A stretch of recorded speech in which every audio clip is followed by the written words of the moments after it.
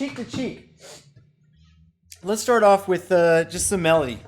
All right, and we're gonna try to keep the melody on the highest string so that later when we apply our chords and stuff to it, we got plenty of room to create a harmony underneath that melody.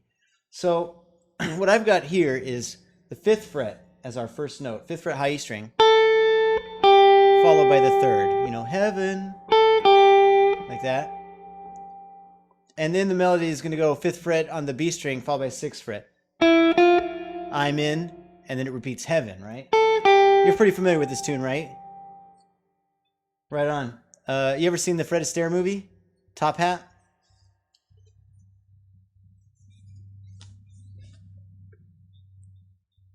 I'd recommend checking out that movie. Actually, checking a lot of that old Fred Astaire stuff is kind of fun. I like the movies because they're so like nice, They're like pretty clean, old school. People just break out into song and stuff. But I don't know, it's cool. Anyway, that one Top Hat actually has, when they do the song Cheek to Cheek, after he sings it, and they do this like shuffle around kind of dancing. Then they do this huge elaborate dancing, and there's actually a moment that is so powerful that when I saw it, I was like, oh. It got me the same way music did. It's not as like consistent for me, like music. I pull up any song from tons of artists and get that feeling, and I can get it on demand anytime. But with this one moment in that dance, I was just like so blown away that I actually started taking dance lessons back then. Paid my own money in high school, working selling suits at JCPenney. But anyway, it was really powerful and effective. So I like the movies a lot. There's also kind of cool ways to hear these old songs, because I think a lot of these songs where they were kind of debuted in those old movies. And sometimes there's songs that don't make it to the standards books that really should have. Like in that movie, there's another scene where they have a song called Isn't It a Lovely Day? And in parentheses it says, to be caught in the rain. And that one is a real wonderful piece. And it's not in any jazz standard book that I've ever found. And I keep meaning one of these days to sort of do a little transcription of it, like it's standard, just simple melody and chords. But anyway, so Cheek to Cheeks from that, and really nice, worth checking out. So we got our melody that goes...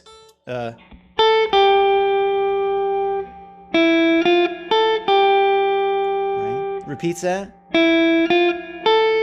and that's when it begins to do this ascending, like goes up to the 7th fret to the 5th, 8 7, 10 8, and then finally 12, right? So that was heaven, I'm in heaven, and my heart beats so that I can hardly speak, right? That's that phrase. Cool. And before we go on any further with the melody, let's talk about, that's all basically on 2 strings, the B and E, so we can apply some harmony underneath it. So, very basic harmony at first, and then we'll flesh out with these like kind of cool little tricks. So that's around a C major 7 chord.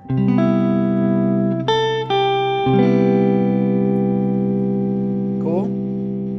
And it's all around a C, so the next part is still around C major. So really, you got this whole thing just fine for C major 7.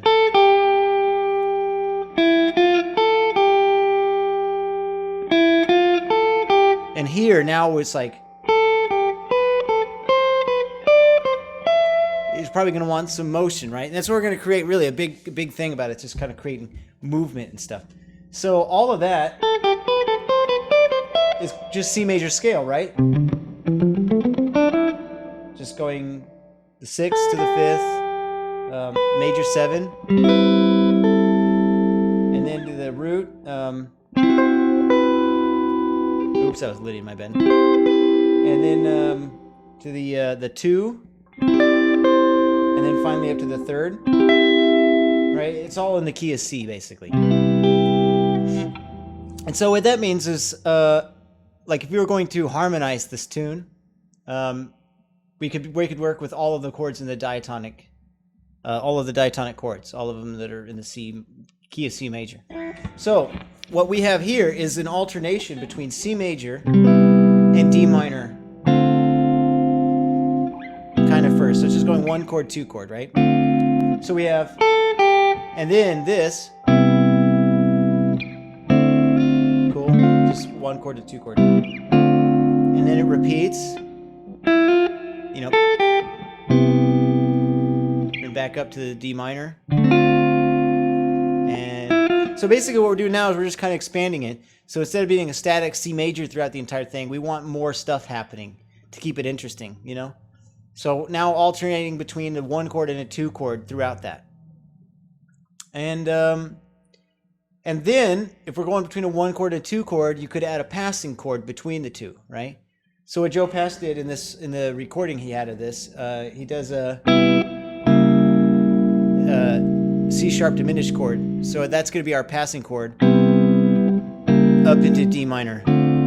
Cool? And this is something I'm sure you're probably familiar with already, where you could take all of your diatonic chords and just work up through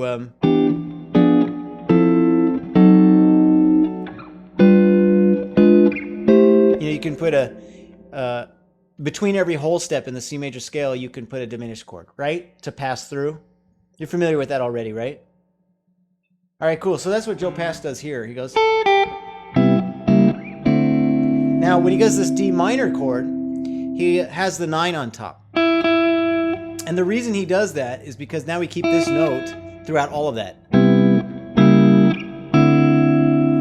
So, I mean, it's nice, a minor 9. Obviously, here we don't have a third anymore, so it could be either or. It could be like anything, but we're just assuming it's diatonically diatonic. It's within the key. And so a 9 sounds cool, but the best part really is we have this voice leading. You know? Yeah, and then, so we've got this so far. And then we have that melody that goes, I'm in heaven. Cool. So when he does that part, you could just do this, right? Heaven. I'm in heaven. And you could just repeat yourself, right? And kind of because we're working from nothing and then building upward, where it's just all C major 7 chord. That would make sense to do that. Actually, it'd be kind of cool if you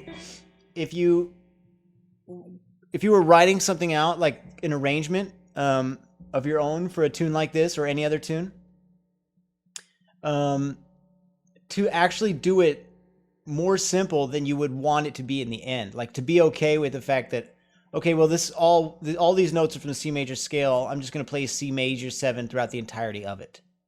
Now, okay, that would be wildly simple, especially, I mean, not for everybody maybe at first, but like, you know, for where you're at, that would be really extremely simple. So it wouldn't take, you wouldn't want to really like last on that for long. You'd go, well, let's get some more chords in there.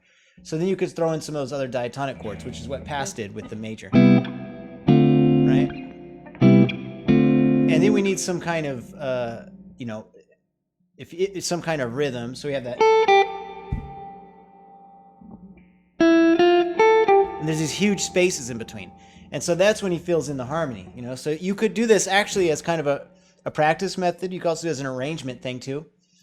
Because here it's done as an arrangement. You've got your melody alone and then the chords. You know, so it's creating like a call and response between the two parts. It's, you know, and so we have, you know, and then so forth. And then you could do that again. That's what I mean. But what he does is this time he plays the chord with the melody. So he's going to do, right? That's pretty simple. I'm just playing the C major 7 chord, except I got rid of the 5th. And I'm just skipping that string altogether.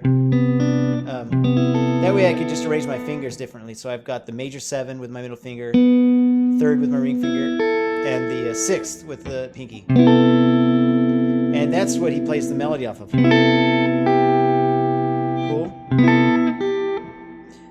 Now, I think in the original recording here, that 3 doesn't have the chord with it. I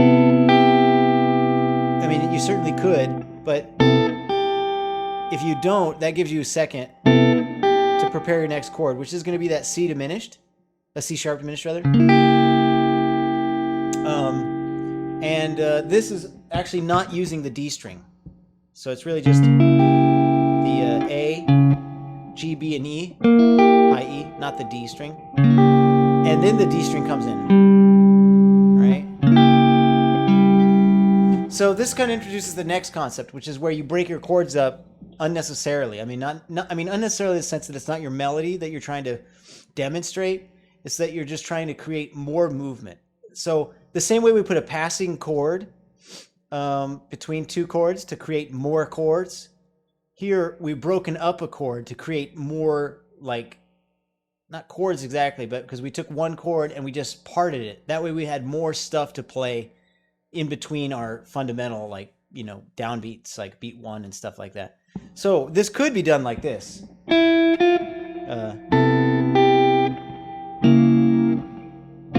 know, or the same way as before, just with the chord. Like that.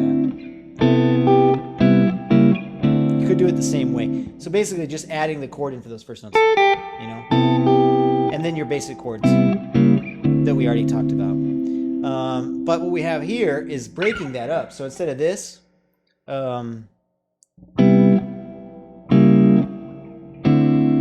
we have here is we have the same C major 7, except it's the one that's like, it's just changed to put the melody on top. Same chord essentially, just to play differently. To this, like that, which would be, you know, this would be the traditional voicing. And so that just creates a little bit more motion to this. And this is actually what he does here.